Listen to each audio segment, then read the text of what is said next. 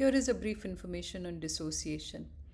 Firstly, dissociation can be both immediate response of the brain to survive an immediate threatening situation, or it could be a persistent response to something that we find overwhelming, threatening, unsafe, or inescapable.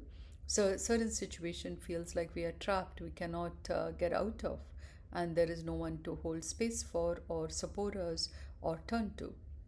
In these situations, dissociation can step in frequently and repeatedly.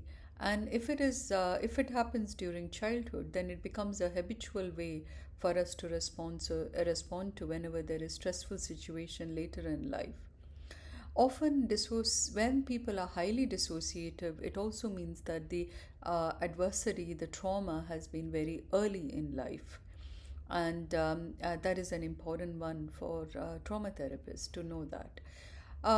So, how does dissociation show up? Often it could show up as just people are frequently spacing out, or absence of presence, a term more commonly used these days, or excessively daydreaming.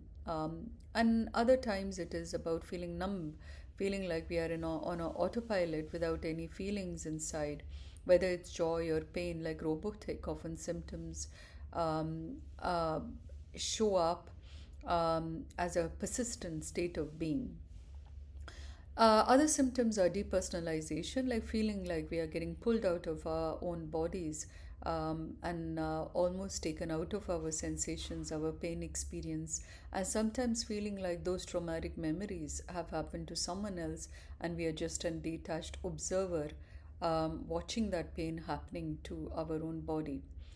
Other examples are of derealization, feeling the outside, that people are unreal, the world is unreal, and feeling a sense of disconnection from others.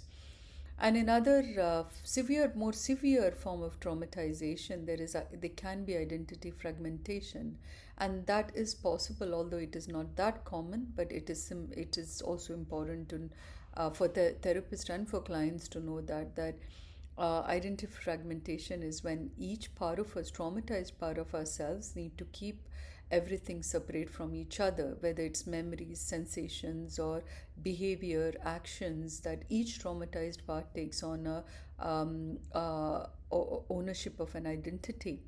And they're very compartmentalized, and there is no information, sometimes no information sharing between these parts of the personality. We call it an amnesic barrier that doesn't let us have a continuous sense of identity. So, why is it important to know about dissociation? Dissociation, as I said, often arises from early childhood adverse experiences where there was painful aloneness or abandonment and so on, but also in adulthood when there is a situation, relational situation, interpersonal situation where there was. It was too much pain and suffering, or it was unbearable, or there was no escape or no support.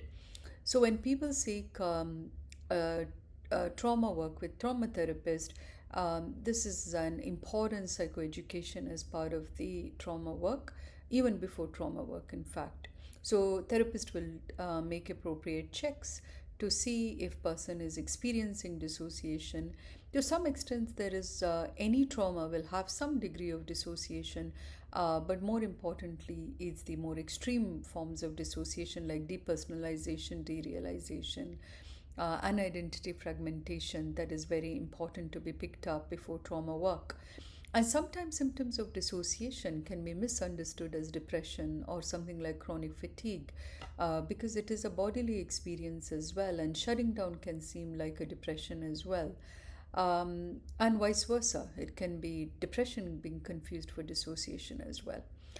And the other important thing is panic attacks. People often experience dissociation when they experience panic attacks, partly because there is a lot of trauma links to it, but also um, that there's a sense of depersonalization because of the intensity of the panic attack, and derealization because of the sheer intensity of panic attacks.